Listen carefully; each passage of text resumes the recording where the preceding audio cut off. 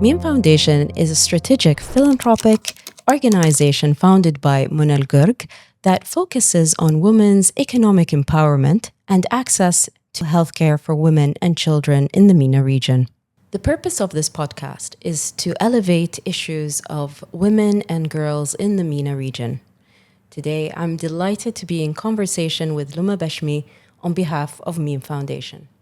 Yes, thank you so much, Ali. I'm really excited to be here. A little bit of a quick intro.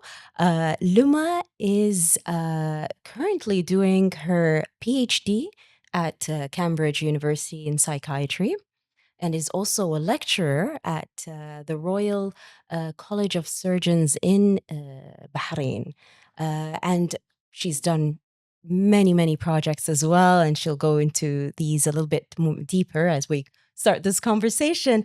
But I think it's a fantastic opportunity to talk to you about mental health, Luma, but also to go deeper on the issues that impact women and girls in the MENA region.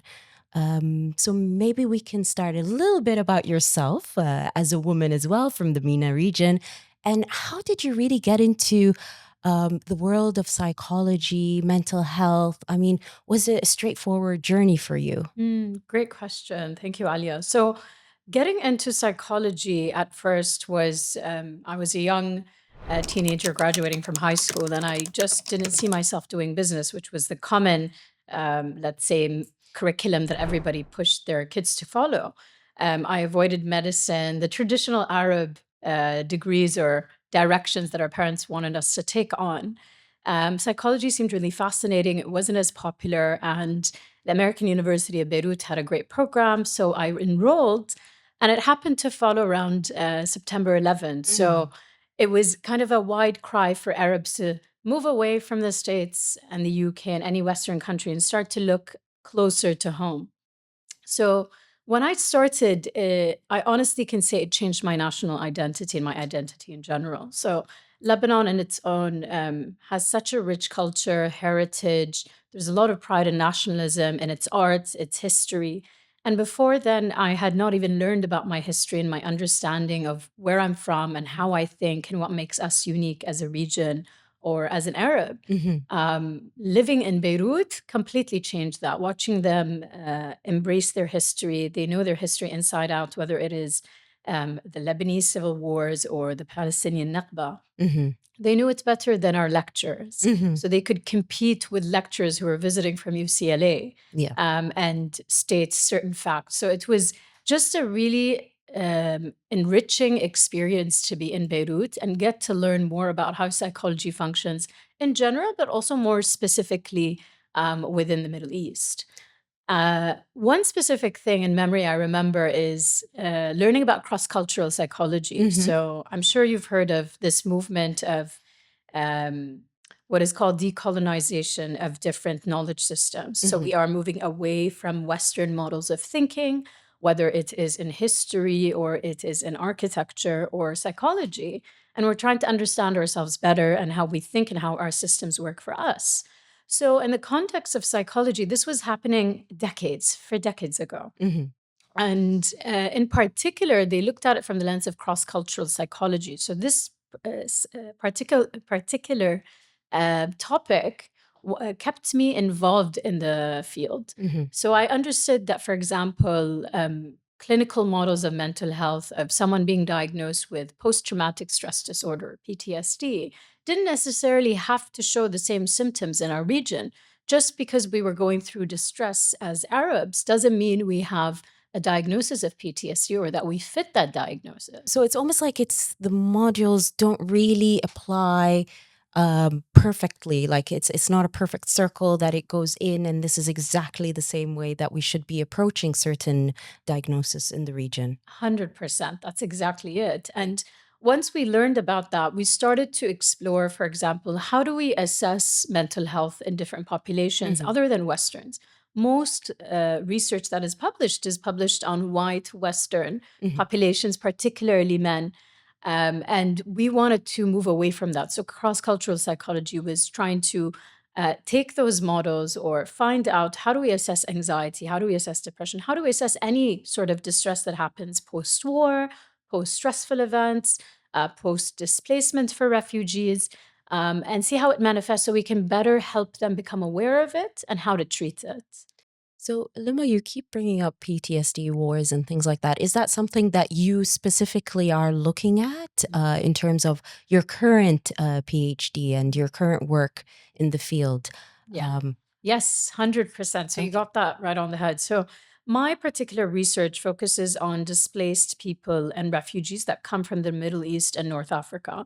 And what I'm focusing in particular is to understand what mental health and psychosocial support services. Mhm. So these in particular are programs that aim to promote or improve mental health directly or indirectly, and see what's been done in the Middle East within that context for Middle Eastern refugees. And the reason is that it is that the MENA refugees are one of the largest displaced populations in the world. So we have 122 million people who are displaced at the moment. It is the largest unprecedented crisis to expect. Out of those, there are 43 million people who are refugees. And from that, 71% are living in low to middle income countries. So most people think that refugees get to move to very high income countries where they're well supported and integrated, but that is not the case. A lot of them move to LMICs, and those happen to be usually in the Middle East. Lebanon and Jordan are one of the largest countries to host refugees per capita. Sorry, just to stop you on that. Yeah. LMMCs, Yeah. yeah, those are? Low and middle income Oh, okay. countries, yeah. Yeah. So LMICs are the countries that tend to host them. So those are countries that have very low natural Okay. resources, finances, very poor economic Already, let's say situations. their situation is quite okay. So it's Exactly. not what we sort of perceive that they go abroad and get integrated into other countries. Yes, definitely. So, for example, Lebanon, we see for every 4 Lebanese people, there is a refugee. Okay. So 1 in 4 actually refugees in Lebanon, and Jordan happens to have every 1 in 16 Mhm. a refugee. So these are really large numbers. We're talking in the millions. Yes. They tend to come from Syria. They tend to come from Afghanistan, Palestine. So all within that region. And because they've been displaced in large scales over a long period of time, you can imagine the stressors that they're Yeah. going to. So not only have they faced war and conflict, they might have faced gender-based violence, persecution, and then if they make it, if they survive crossing those borders or crossing the sea areas, and they make it to this new country, will they be embraced? So imagine the challenges that a refugee might face when they arrive and they have none of their paperwork. Mhm. Let's say they left it behind or their passports were lost and they enter and they have to verify their identity. Many countries go through a very thorough process to make sure that they're allowed to enter. So they ask them all these questions of, are you verified to seek asylum? And what does seeking asylum mean? That narrative is very complex. You have to show that, for example, you were tortured, you are seeking asylum because you are being prosecuted for example, being from a certain ethnic community, such as the Yazidis. So there's very specific criteria, and if you don't meet that, you may not be allowed in. Which is another stressor as well, putting on top of the fact that, you already are coming from a war-torn zone and so it is very difficult. And, Luma, like, do you really go into the field when you're doing this kind of field work and the research that you're doing, specifically when it comes to women and girls? I mean, you would think that majority of the men go into the wars and then a lot of the women and girls are left behind as well. And how does that sort of dynamic also, works out on a larger scale within the society or within the community of these refugees as well? Yeah, it's a very important issue that we've seen and noticed. So originally, the research focused on women and girls to begin with, and we understand that women represent the community. They are the significant core that teaches and educates the kids. They raise the kids. They raise them to build the communities onward and forward. But when we delved deeper into the literature, we found that men were neglected. So we didn't know the disparities and the impacts of these displacements and persecution, war, and conflict on men in particular We didn't see them participating in interventions related to mental health or otherwise. And we wanted to know why. Why are they either not included, or why are they not interested in joining these interventions? And the issue became that men's issues are very unique. As you mentioned, they might go to war. Perhaps they are, being injured, or maybe they pass due to injury. Maybe they lose their jobs and they get displaced, move with their families to a new country, and suddenly they can't find a job. So they don't have work permits. They have to fend for themselves. And as you said, they lose their identities and roles as men, as breadwinners for the family. So what happens there? You see women having to take on that role of being a breadwinner. So maybe they start to develop a skill where they build a food business, or they sell clothing or stitching or whatever skill they used to have, and they develop it. They start selling items just to feed the family. The sense of loss that happens in that family, the changes in identities cause even more tension in the household. So you see parents' dynamics changing, tension, maybe violence, physical or verbal. You will notice the family unit breaking apart. Maybe the woman loses respect to her husband because he has lost that role as the breadwinner. And the men go into deep depressions, but they never disclose it because our culture does not encourage men to show that particular side of them or share their emotions. Or maybe they haven't learned to share their emotions in a healthy way. So it manifests as anger and harsh disciplining of the children. So it really ranges within the community. So the field work that you're doing with this research, is it more of seeing how mental health care can sort of assist this, let's say, strata of the community or of the society? Does it also impact on a larger scale our understanding of, Arab mental or MENA region mental health care as well? I mean, what can we learn, but also how can we help, let's say? Yeah.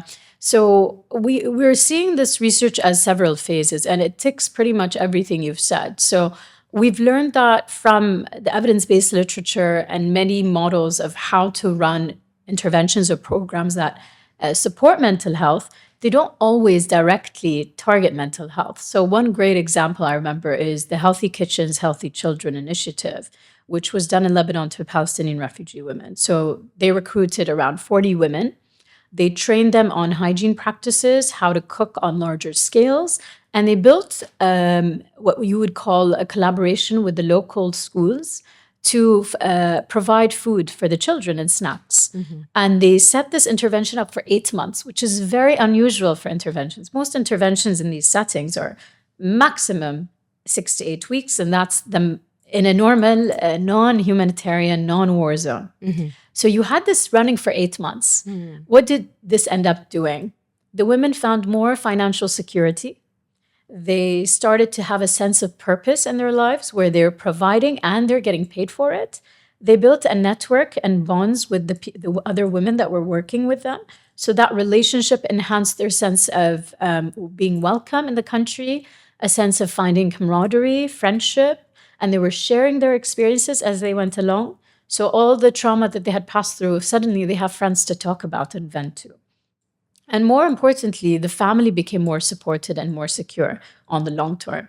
Whereas a lot of the interventions that we see end in 6 to 8 weeks, and suddenly the effects might linger for 5 months, 6 months, maybe a year. Maybe you see improvements in well-being, but you don't see the long-term impact that this particular intervention, which was really effective, we saw. And obviously the well-being was highly improved by the end of the session.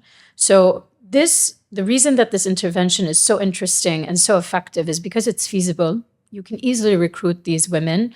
You're making them do a task that is easy for them and that they enjoy. They're working with the community. So you're not just engaging one individual, you're engaging the women, you're indirectly engaging the families, and you're also engaging the community on the external side, so society, through the schools and the children. So that's why it's so effective. And on top of that, you want to think about implementation. So what does implementation mean? Implementation means, can I run this intervention using the resources that I have to make it work to the best way possible? So do I have the right experts to run it? Do I have the right people who are going to train and deliver? do I have the resources to say, okay, let me teach them how to build a car, but suddenly I don't have the tools for the car.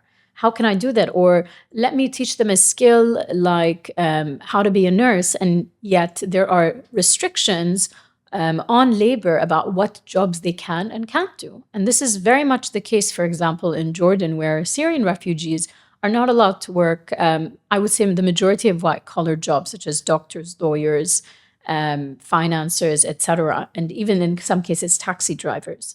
So you have to understand the context of where you're working and where you're delivering it. What are the barriers? And then try to break them down step by step, targeting the person you're targeting. That's super interesting. I think it's so important really to look at all these different facets and really to make it sustainable, because sometimes people come in, do a bit of like, whether it's charity work or, and then it's over the moment they step away. But it's really about empowering. So you're empowering these people to be able to reintegrate themselves, start fresh and new, with the mental health care. And you brought up something really, really important, which is having the right people and having the experts in the room. I don't know what your views are. We're going to a little bit of the world of technology, social media, and everything, where unfortunately we see a lot of people throwing in a lot of psychological terms. They're trending or they're, but there's a lot of misinformation as well. So I think it's quite important to identify who you should be seeking out when you're looking for help. Whose advice is legitimate. At the end of the day, you're studying psychiatry.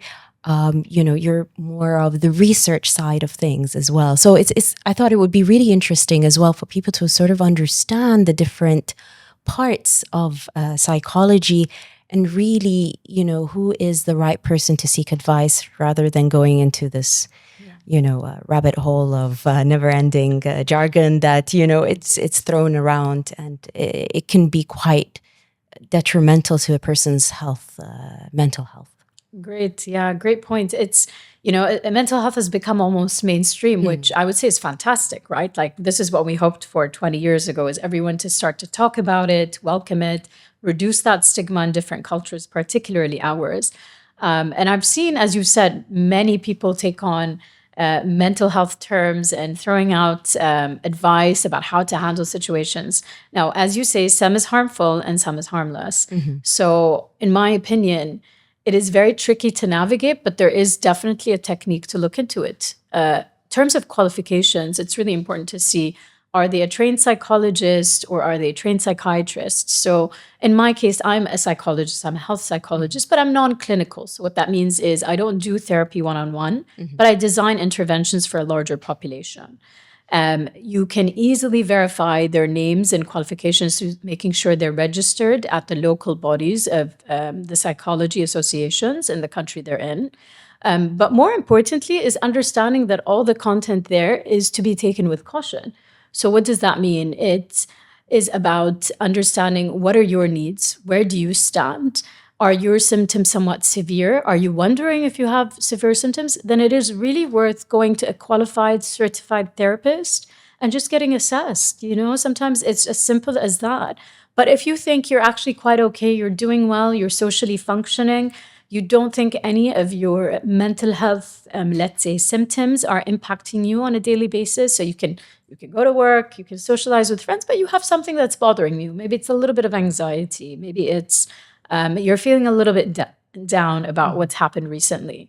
So I think in that sense, there are available resources, but I would highly recommend understanding what the certification is of that person. And I have some of my favorites. I have Esther Perel, who is fantastic. She is, one of the most qualified psychologists out there. She speaks 9 languages. She hosts a podcast on couples therapy, but also has transferred it into a version on work therapy, where you talk with your boss or any colleagues at work, which is a beautiful way. She has this fantastic card game that she's created to create vulnerability between partners and within the workplace.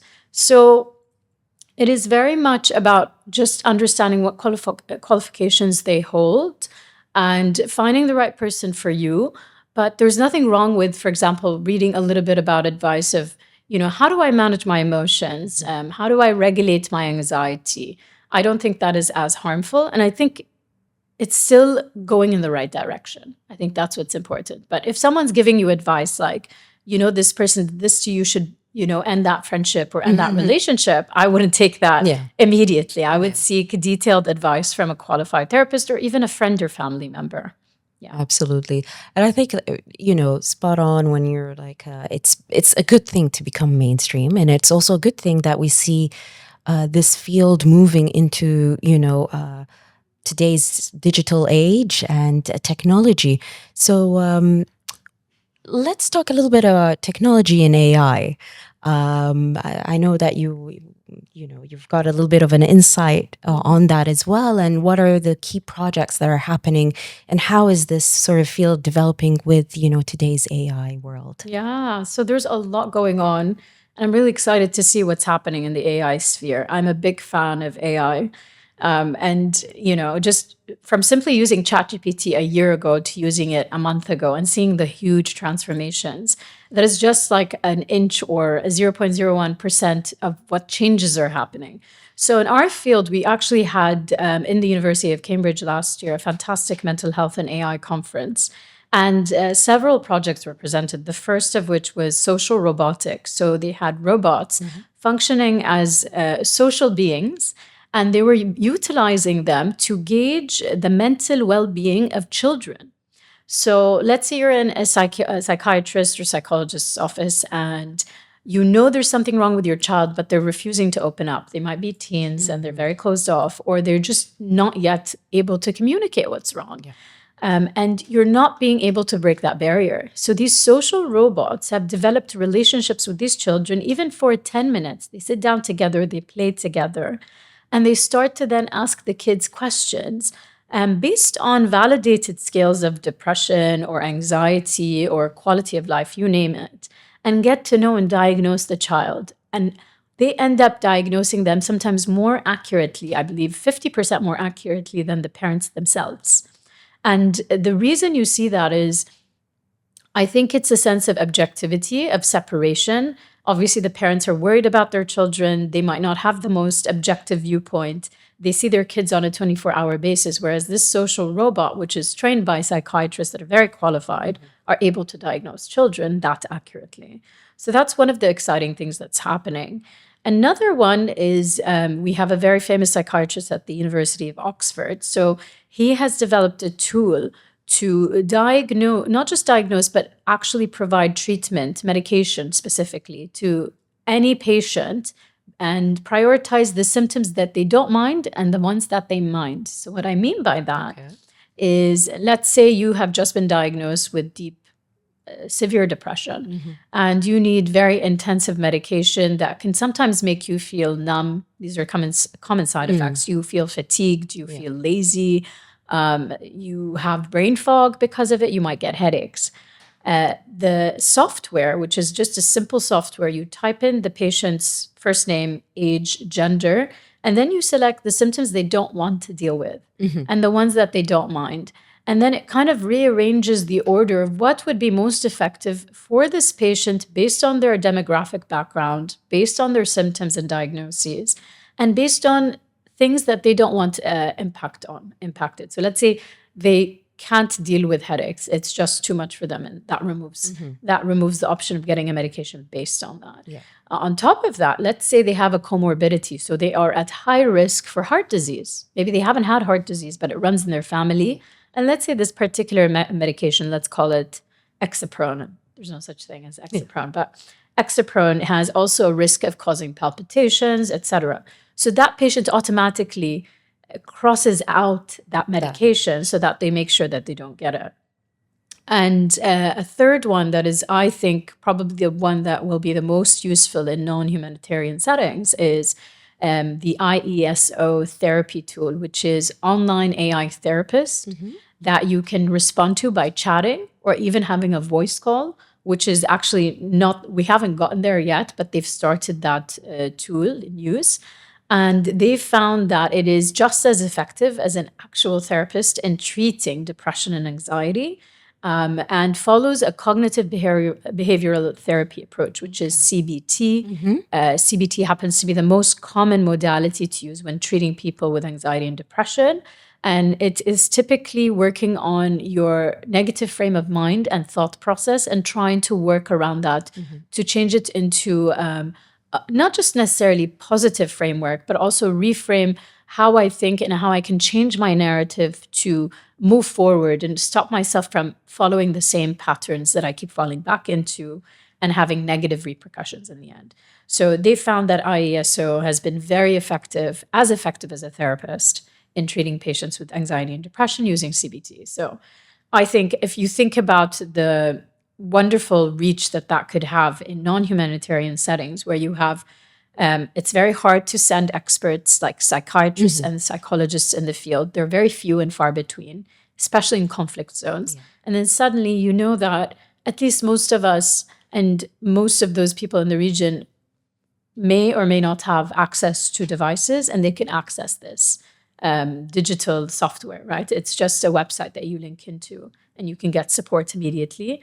And I believe they're testing out different languages, but I do know they have at least 20 languages that this model follows. This is fantastic. I think this is a great way really to expand the reach and to, assist where obviously they probably need it the most as well.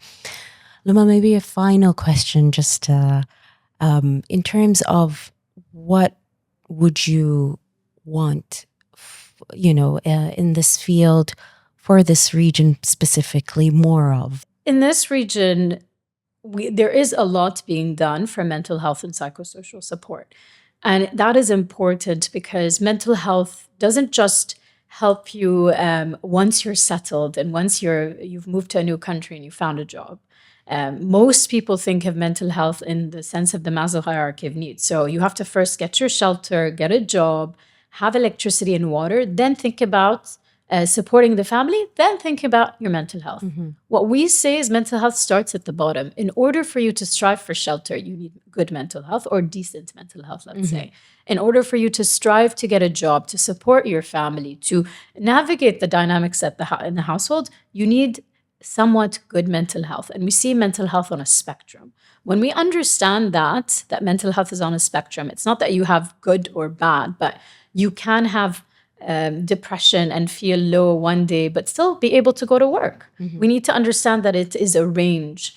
And that's the number one thing.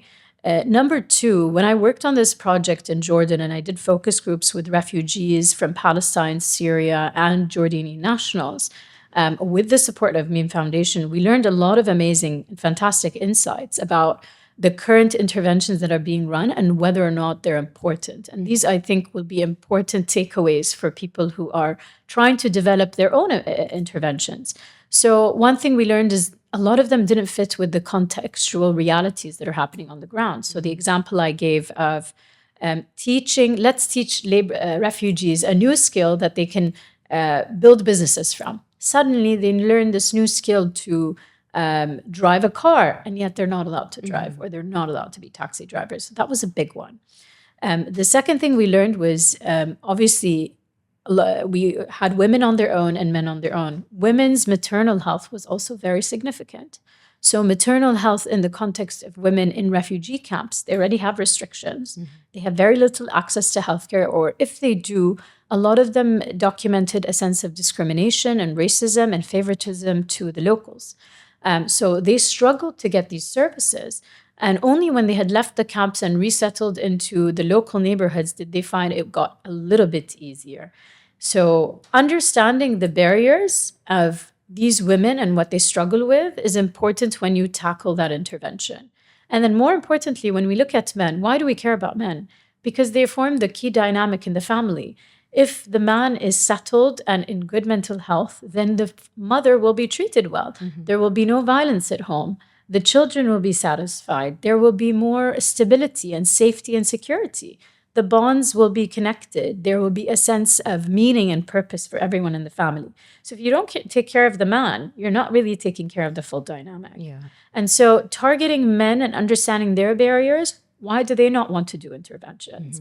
Why are they, let's say, struggling to meet the needs of the family? And how can you help them? Finding an intervention that targets those specific needs is key.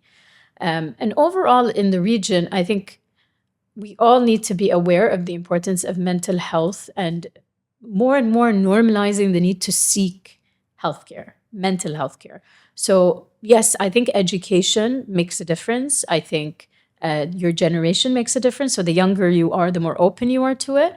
But we have to normalize it for our parents. We have to normalize it for our grandparents, for our uncles, for our kids in the future. If we as parents, let's say, or as adults learn to show that it's okay to go to therapy, it's okay to seek help for mental health, then I think we'll create a more welcoming, vulnerable environment that makes it a part of daily life, like brushing your teeth. I think it's very fantastic conversation with you, Luma, and have many more questions. But I think it's extremely important, all the work that you're doing, honestly, with the refugee camps. I think it's fantastic to have someone from the MENA region really looking into this research and making it relevant as well. And I think there's this is a fantastic, say, advance for the MENA region as well. Everything that you're doing, very relevant, like I said, and I say again and again, and really connecting with the people and connecting with them. And I think you are one of the key pioneers that will bring this psychology forward in the region as well. So thank you so much for all your amazing, insightful information. And if people want to get in touch with you, Luma, how can they do so? Yeah, first of all, thank you so much for the kind words. That's so kind. And I mean, I can't not recognize the other pioneers in this field. There's so many as well, from Alexandra Chen to Melik Nimr to others in the field. To reach me, I think Instagram is probably the easiest way. So luma.bashmi is where you can find me. People are more than free. I've had people DM me since the Meem Foundation videos have been circulated, and just I'm happy to share email and connect there. Yeah. Fantastic. So thank you so much. Thank you.